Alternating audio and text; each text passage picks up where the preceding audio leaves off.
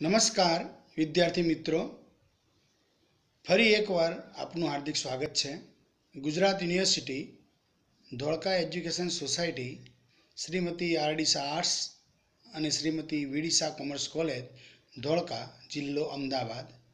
Gujarati department, BSM 3, subject Gujarati, paper number core 203, મધ્યકાલીન ગુજરાતી સાહિત્યનો ઇતિહાસ ભાગ 1 પ્રસ્તુત કરતા પ્રોફેસર નરેન્દ્ર કુમાર એ પટેલ. મિત્રો, ગયા વિડીયોમાં આપણે એકમ 1નો પ્રથમ પ્રશ્નની વાત કરતા હતા. એમાં પ્રશ્ન આવો હતો કે મધ્યકાલીન ગુજરાતી સાહિત્યની લાક્ષણિકતાઓનો પરિચય કરાવો. એ અનુસંધાને આપણે 14 મુદ્દાની વાત કરી હતી. એમાં 7 મુદ્દાની વાત કરી હતી. ફરી એકવાર રિપીટ કરી દઉં. એ મુદ્દાઓમાં હસ્તપ્રતસ્થ અને કંઠસ્થ સાહિત્ય, પદ્ય પ્રધાનતા, ધર્મ પ્રધાનતા, જીવનના ઉલ્લાસનો અભાવ, વિષય વૈવિધ્ય અલ્પ, પ્રત્યક્ષ કથન શૈલી, પરલક્ષિતા, અલ્પ આયાસ, સાહિત્ય સ્વરૂપો, નાટ્ય સ્વરૂપનો અભાવ, સમકાલીન જીવનનું પ્રતિબિંબ, કવિશ્રીઓ, સાહિત્યકારો, સિદ્ધિરૂપ કૃતિઓ, મર્યાદાઓ. આટલા મુદ્દાઓ આપણે અભ્યાસ કરવાનો હતો. એમાંથી ગયા વિડીયોમાં આપણે 7 મુદ્દાઓની બહુ વિસ્તૃત ચર્ચા કરી છે. ફરી એકવાર દરેક મુદ્દાઓને થોડું વિચાર કરી અને આગળ વધીએ છીએ. વિદ્યાર્થી મિત્રો, ફરી એકવાર આપણે બહુ ઝડપથી આગળના વિડીયોમાં જે વાત કરી હતી એની વાત કરીએ. મધ્યકાલીન ગુજરાતી સાહિત્યની લાક્ષણિકતાઓમાં આપણે નરસિંહ મીરાના ભજન, પ્રેમાનંદના આખ્યાન, અખાના છપ્પા કે સામલની વાર્તાઓ વાંચીએ ત્યારે આપને લાગે એ સાહિત્ય આપણા અર્વાચીન કવિઓના કાવ્યો, નવલકથાઓ, વાર્તાઓ, નાટકો કરતાં કંઈક જુદું છે. એના ભાવ, ભાષા, નિરૂપણ, વિષય, પ્રયોજન ભિન્ન છે. એટલે કે અર્વાચીન અને મધ્યકાલીન એ બંને વચ્ચે ગાડી જાય એટલું અંતર છે.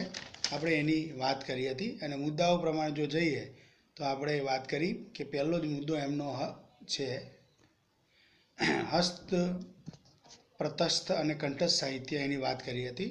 આપણે જાણીએ છીએ કે મધ્યકાળમાં છાપા ન હતા કે મુદ્રિત પુસ્તકો પણ ન હતા.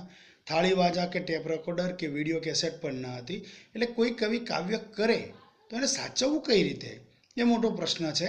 એટલે પબ્લિક સુધી પહોંચાડવું કઈ રીતે, લોકો સુધી કઈ રીતે પહોંચે.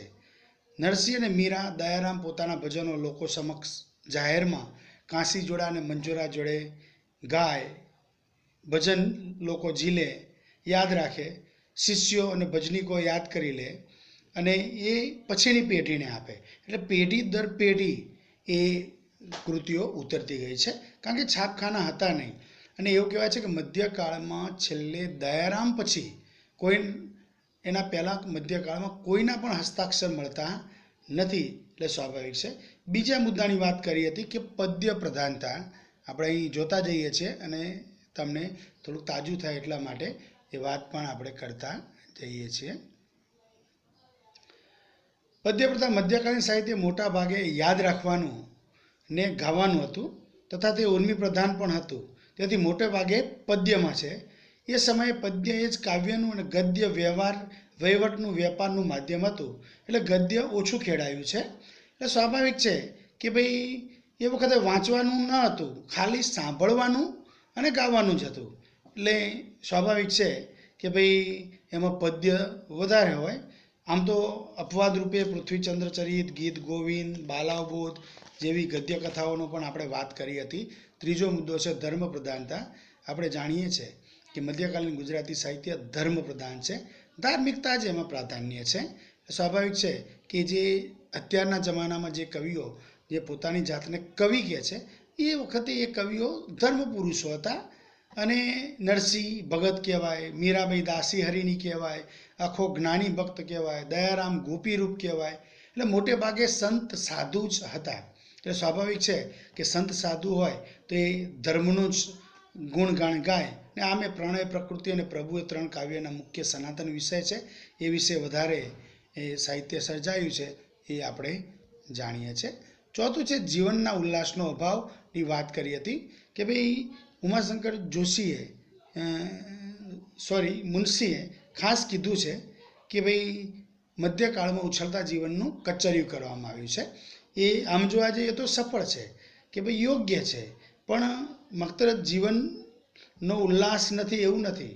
જીવનનો ઉલ્લાસ છે પણ ઓછો છે.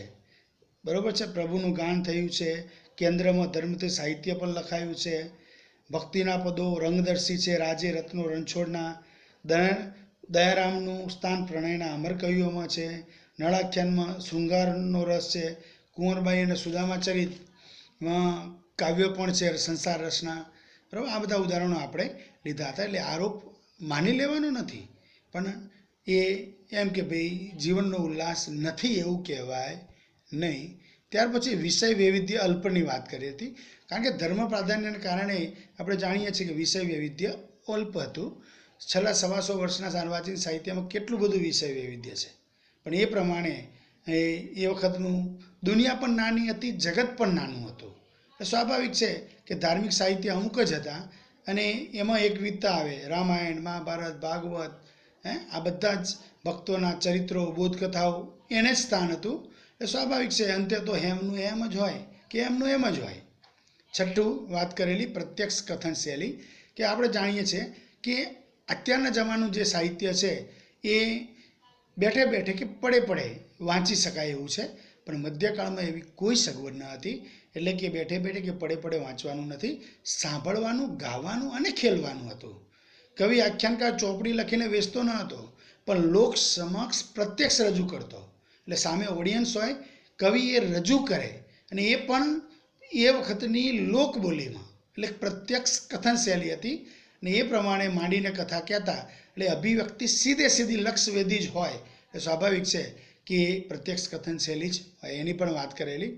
સાતમાં પરલક્ષિતાની વાત કરેલી કે મધ્યકાલીન સાહિત્ય પરલક્ષી છે. એટલે કથા, આખ્યાન, વાર્તા પરલક્ષી જ હોય, કારણ કે ત્રીજા પુરુષમાં જ કહેવાય. સ્વાભાવિક છે. એટલે નરસિંહ મીરા જેવા આત્મચરિત્રના પદો આત્મગતતા અને જ્ઞાન યોગની અનુભૂતિમાં પણ અંગત અનુભૂતિ થાય.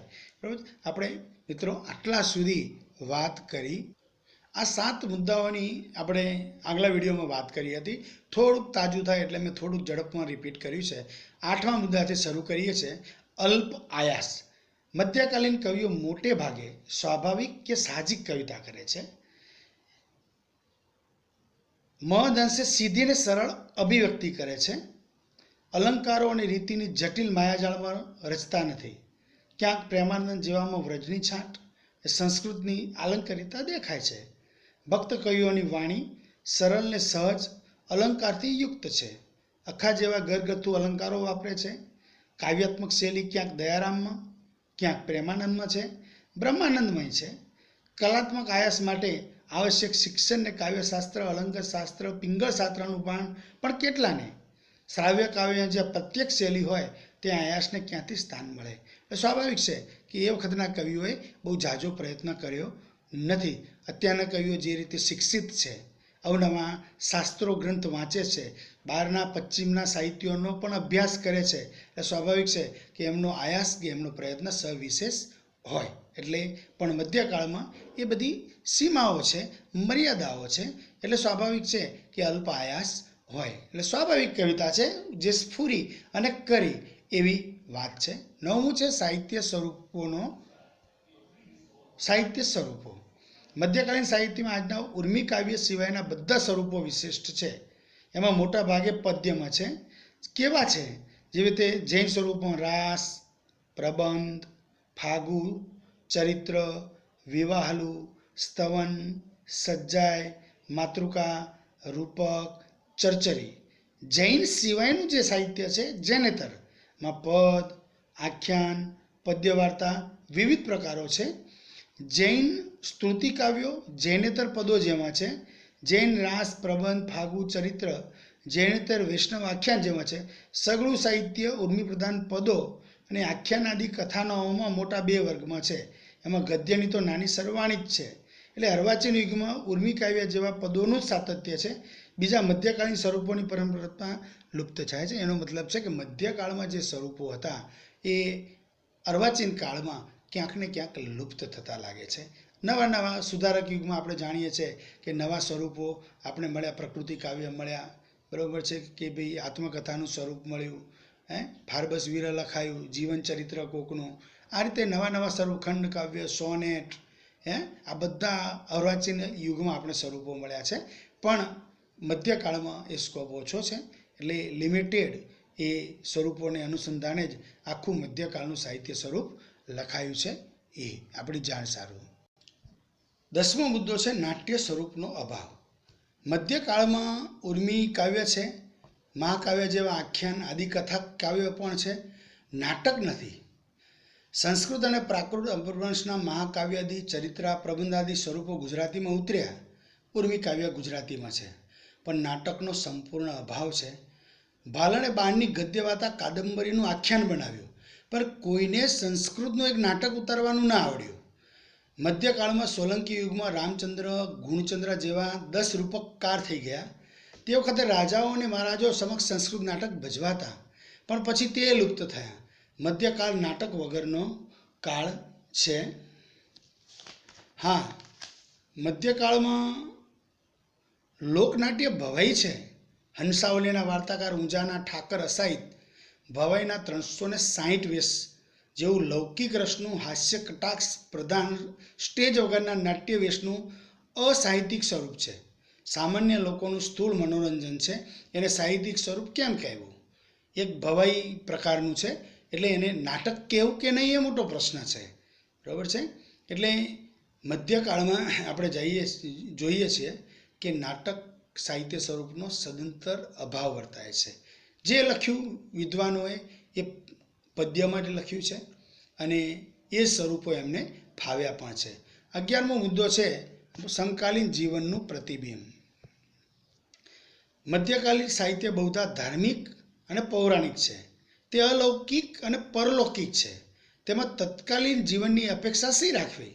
પણ કવિ તેના યુગની પ્રભાવિત હોય, યુગનું પ્રતિબિંબ પડે જ છે. જૈન રાસા, પ્રબંધ, ચરિત્રોમાં ઇતિહાસ અને સમાજના રંગો છે.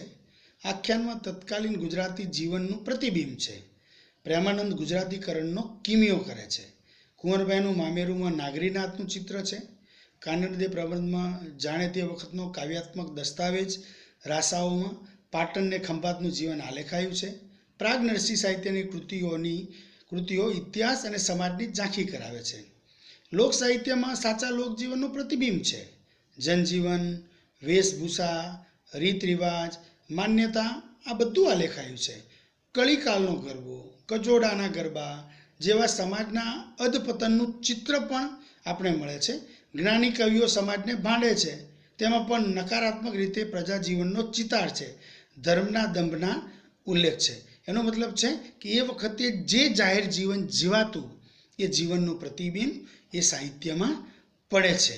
આપણે નળાખ્યાનની વાત કરી, પ્રેમાનંદના નળાખ્યાનની, તો એ વખતનું સમાજ જીવન જે આજે પણ મામા મામીના ઘેર કોઈ બાળક જતું હોય ત્યારે મા બાપે એમ કે ભાઈ જોજો મામી થોડો સ્વભાવ ગરમ છે, તો એ રીતે દમયંતી પણ જ્યારે એના સંતાનોને મોસાળ વળાવે છે ત્યારે પણ એ જ તળપદી લયકા સાથે સહેજો મામીની ગાળ, એટલે ત્યાં આપણે ગુજરાતીકરણ ખાસ દેખાય છે. કુંવરબાઈ મામેરામાં પણ આપણે જાણીએ છીએ નાગરીનાથ, આખી પેરામણી, હુસા તુસી, આ બધું જ આપણે એ વખતનો સમાજ આપણી સમક્ષ આખો ઊભો થઈ જાય છે.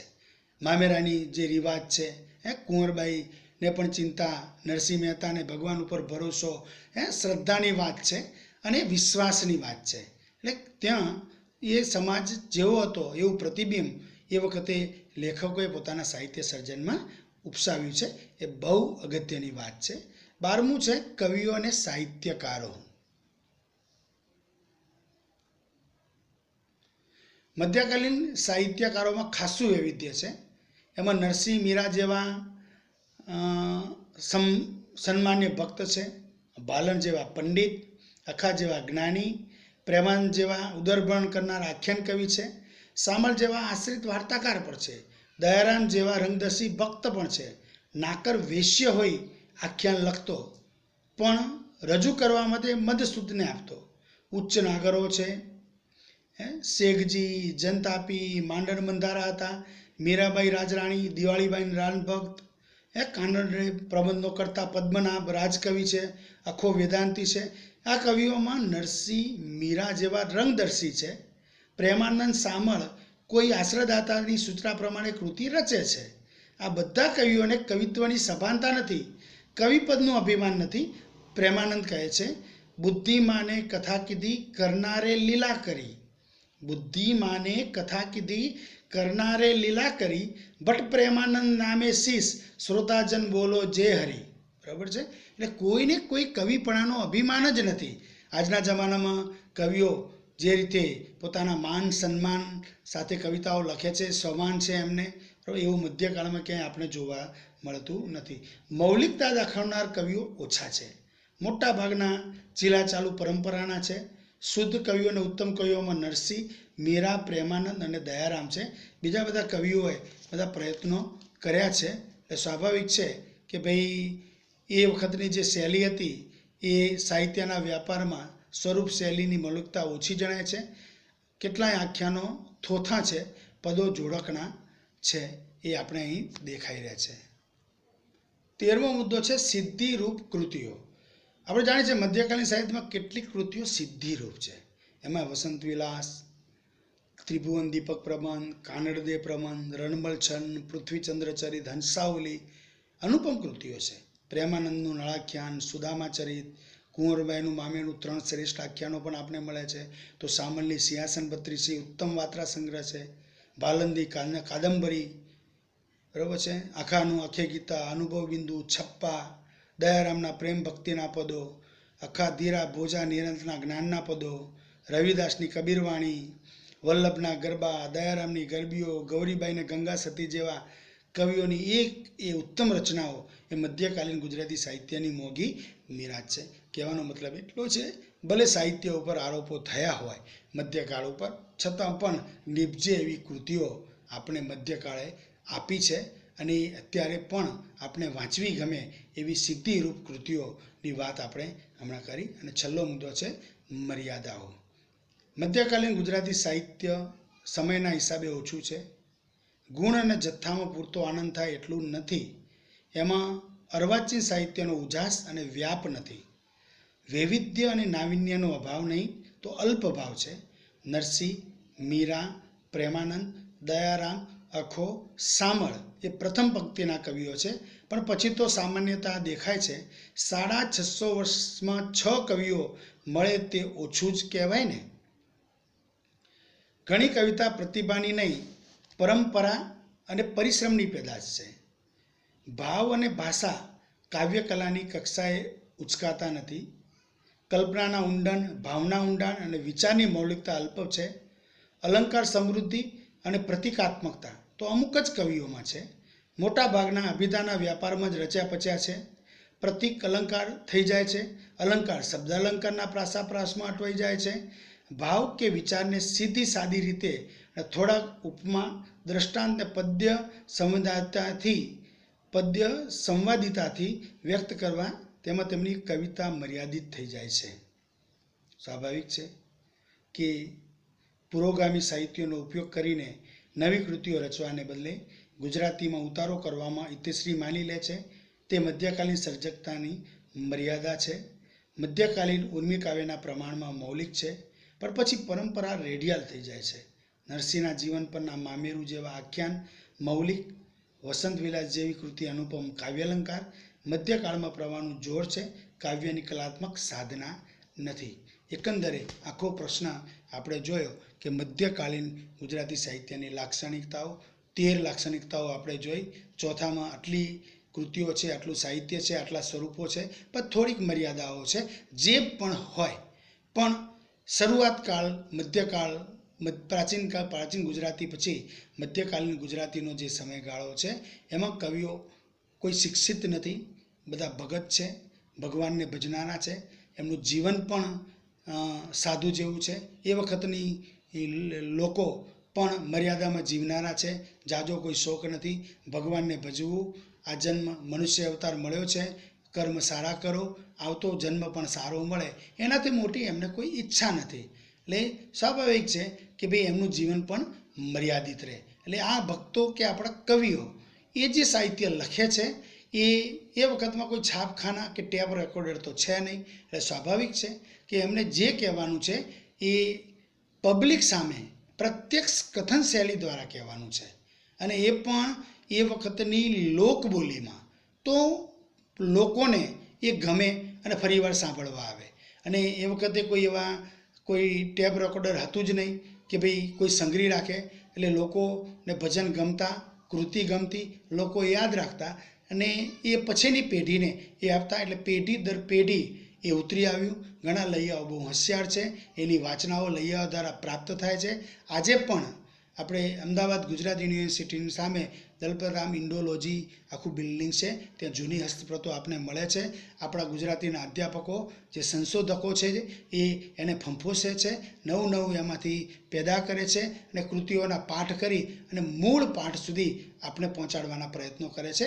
એના કારણે ગુજરાતી સાહિત્ય પણ સમૃદ્ધ બને છે, અધ્યાપકો પણ જ્ઞાનમાં સમૃદ્ધ બને છે અને વિદ્યાર્થી જે કૃતિ ભણતો હોય એના વિશે વિસ્તૃત અને ડિટેલમાં માહિતી મળે છે. અને વિદ્યાર્થીને જો જોવાની ઈચ્છા હોય કે મારે મૂળ વાચના જોવી છે, તો ગુજરાત યુનિવર્સિટી સામે જે બિલ્ડિંગ છે ઇન્ડોલોજી આખી જૂની હસ્તપ્રતોનું, ત્યાં જઈ શકે છે અને આપણા જે મધ્યકાળના કવિઓએ જે સર્જન કર્યું છે એનો રૂબરૂ પરિચય મેળવી શકે છે. તો આમ આપણે મધ્યકાલીન ગુજરાતી સાહિત્યની લાક્ષણિકતાઓ અને મર્યાદાઓનો ટૂંકમાં અને પરિચય મળે છે. તો હું માનું છું કે તમને આ મુદ્દો સમજાયો હશે અને આખું મેં એક સંદર્ભ પુસ્તકની ફોટોકોપી તમારી આગળ મૂકી છે, કારણ કે આમાંથી તમને જો એસાઇનમેન્ટ બનાવવું હોય તો તમે બનાવી શકો છો, એટલા માટે મેં આ મૂકી છે. તો આજે તમને મુદ્દાની જે પણ સમજણ ના પડી હોય તો તમે મને ફોનથી પણ સંપર્ક કરી શકો છો. ફરી એકવાર બધા વિદ્યાર્થી ભાઈઓ બહેનો આ ઓનલાઈન શિક્ષણમાં ખૂબ ખૂબ આભાર.